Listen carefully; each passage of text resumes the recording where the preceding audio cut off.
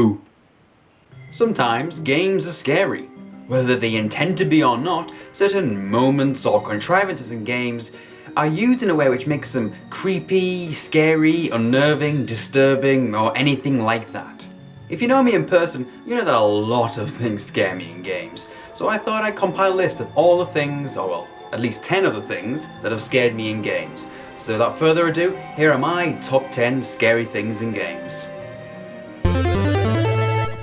I would kind of expect a game centered around vampires to have some horror elements in it, even in games where you play as a vampire. The game in question here is Vampire: The Masquerade Bloodlines, which, might I add, is an incredibly dumb title for a game. At one point in the game, you visit a haunted house. Now for me, haunted houses have always been really creepy in games, from games like Maniac Mansion to Resident Evil, so I found it fairly spooky.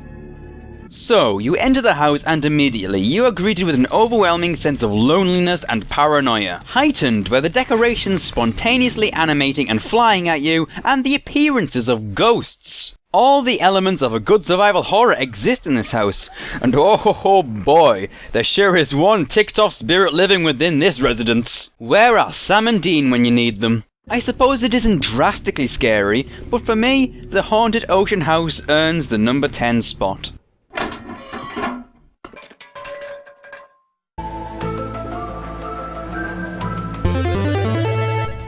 Generally speaking, Spyro is a very happy and upbeat game. Although, one specific part in the first game startled me when I first played it. In the Beastmaker's world, there is a level known as Misty Bog, and there are certain enemies there which are unnerving, or at least they are to me. It's these things. What are they? Well, for a start, they do this.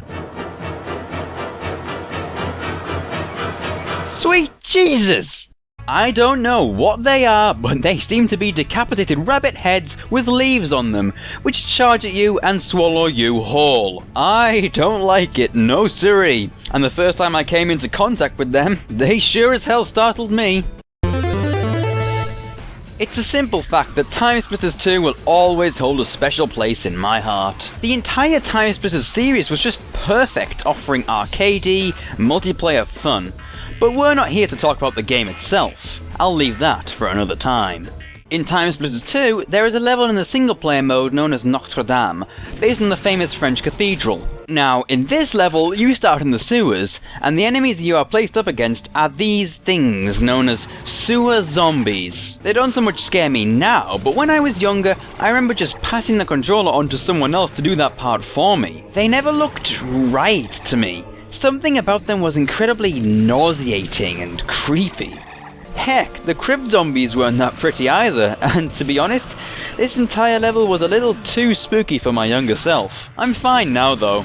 I'm hardcore. Tomb Raider Prophecy, the Game Boy Advance title I never really played that much. And with good reason. I found that game kinda hard. Oh yeah, and the game over screen is terrifying.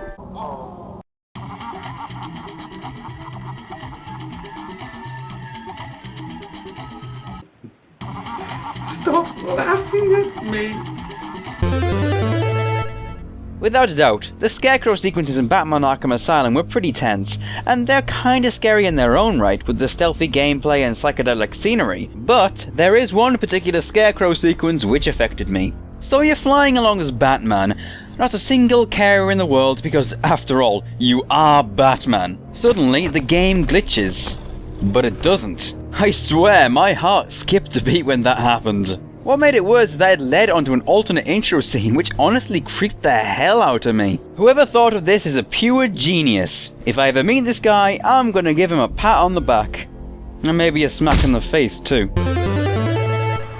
I'd like to start by saying I don't pirate games, and I never intend to, but my next choice is linked to piracy in games. In particular, a scare tactic used by Sega to spook pirates away in Sonic CD. It involved a tiled image with a terrifying looking Sonic with Japanese text overlaid that said, "Fun is infinite with Sega Enterprises." Yep, sure look like there's an infinite amount of fun going on there.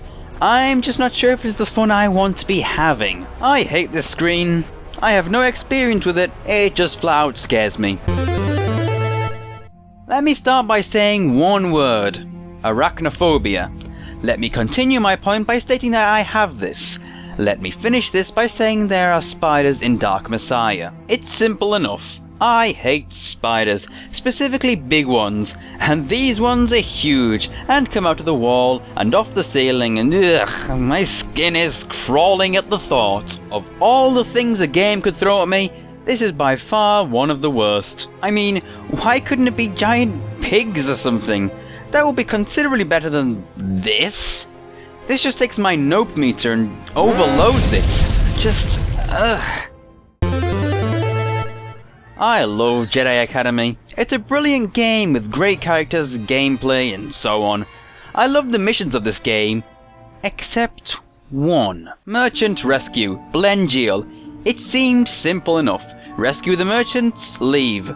But oh boy, this game had a surprise for me. If you ever touch the sand on this level, giant worms appear and eat you. I hate this. I hate not knowing where they are, I hate how they look, I hate their teeth, I hate their ability to eat people, I hate this, I hate it.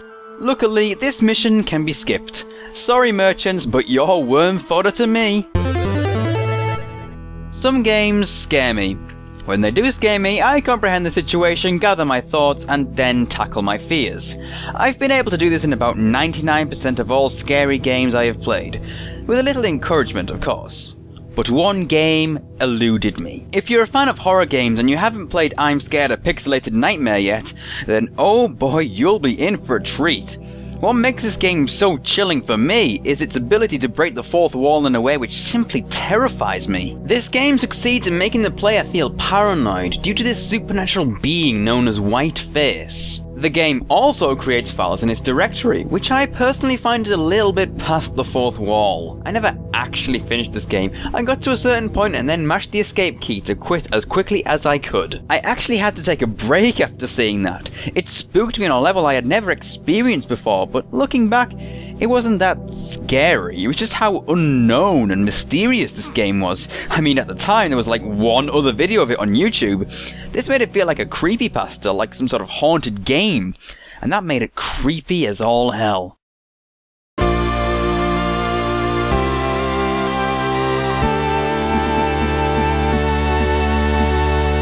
If you know me, you know what's coming. This sound sums it up. There are a few sounds which make my head retract into my body like a tortoise, but the Barnacles of Half-Life can do that to me. Literally. I became a tortoise. I eat lettuce now. But seriously, which evil genius came up with these things? They're often hiding in little nooks and crannies and they're picking you up and trying to eat you when you least expect it. They don't even move and they terrify me. Now that shows something. I'm not exactly sure what it shows, but it sure shows something. I don't have a whole lot more to say about these things, except one thing. If you play Gmod with me, and you spawn barnacles above my head, I will murder you. I'm not kidding. I have knives in my kitchen, you know. Sharp ones. And that concludes the top 10. As always, I'm interested in what you think. And after all, my scary things aren't the same as your scary things. No, wait, that sounds wrong, son. So please, leave me a comment below and tell me what you think. I'll probably read it, so, yeah. Go for it.